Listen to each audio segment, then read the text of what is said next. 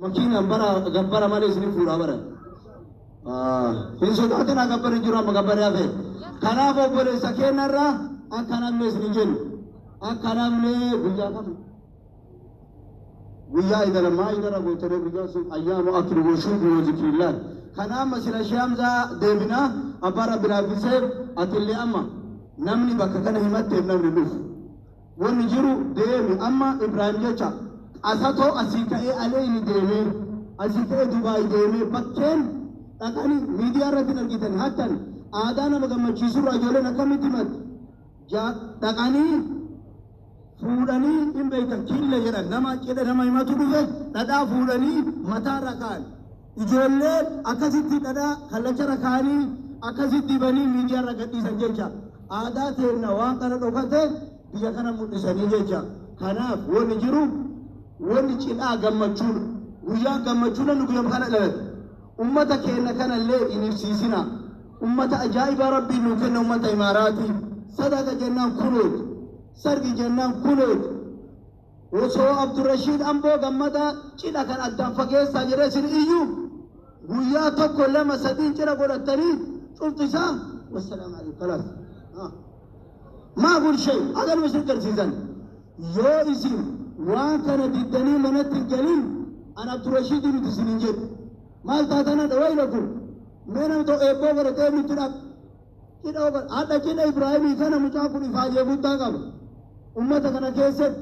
ni beekama kanumaa rabbiin hadha nama isaa yaase malee namni guyyaa ajaa'ibaa akka namni keessa jiruun mana kee ilaali mana kee hora si gaali walaa rabbi sinaa kabaju rabbi sinaa ulfeessu kanaaf obboleessa keenya Suudii kana irraan hafinaa guyyaa gaafa sanii waliin bu'aara ciin isaa cidha sheekaatii nashiidaan seensanii kanaaf akkas jabaan dhugaa obboleessa keenya rabbi siniin haa qabu hagana isaanii deebise. Ulfaadhaa galatoomaa amileen kennaa fi ustaazota koo naaf teessisanii miftaa'aa dhiifama wajjin egaa akkuma beekamu amilee kennaa fi kamileen hin jiru. Baay'ee namatti toltanii akkanattiin bareeddanii sagantaan itti aanu sagantaa nyaataati. Nyaata guyyaa har'aa kan nuuf qopheessan Alrawdaa kaafteeriyaa magaalaa Ajimaan Rumeelaa keessatti naannoo Alkaraamaatti kan argamu. Nyaata kana hunda keessaniif waa akka ga'uutti isiniif qopheessanii koreen guyyaa har'aa tartiibaan wal duraa duubaan isin kaasanii naamusumaan hundi keessanuu nyaattanii akka galtaniif kabajaan asumaan isin gaafadha. Duratti guyyaa har'aa dhangaa'otii dhuffee guyyaa har'aa kan nuuf badan misirroota ture garuu misirroota osoo abbaan kennaa fi haati keenya as keessa jiran isaan hin dursanii abbaa keenya obbo Kadiir durrii gamanatti Sheekh Abdurrashiid waliin nu kaaftanii akkasumas harmee keenyas maatii keessaa namni tokko nuuf fiddanii harmee Kadiir gamanatti nuuf fidaati. Egaa misirroonni keenya lameen isaan wajjin deemtaniit guyyaa har'aa gaanitis akka kennaatti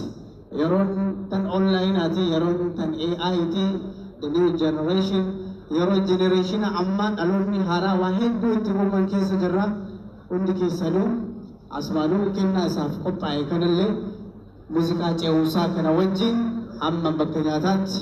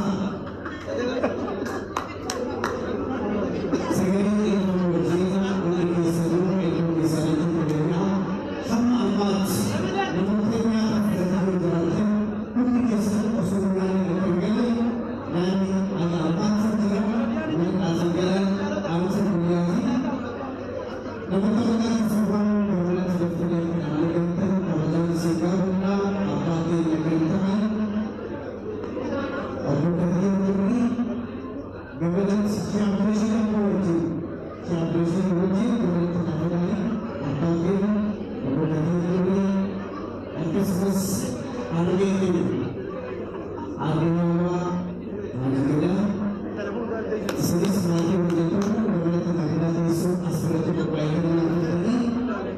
itti aansuun Haaris Abudaabii maatii wajjin akkasumas Ramadaan Alii maatii wajjin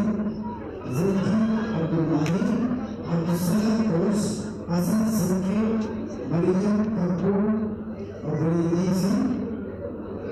Nasri Muhammad maatii wajjin Tawfiq Qaasim Salah Sulti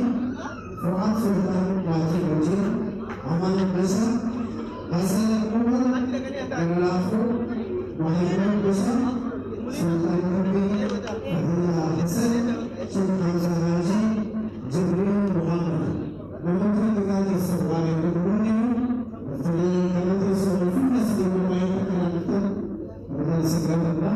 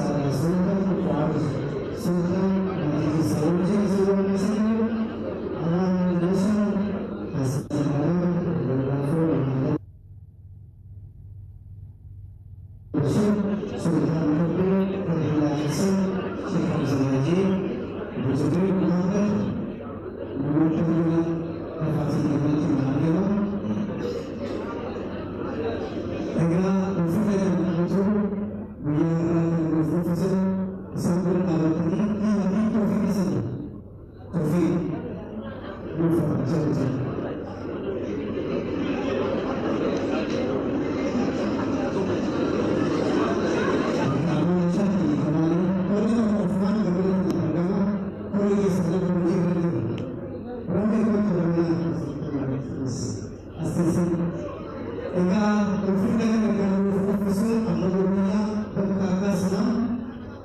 muslima keenya yeroo gara gurgurtaa abbaa keenya baatee gurgurtaa ulfinna kana kan jaalatu uffisa jennaan isin gurgurtaa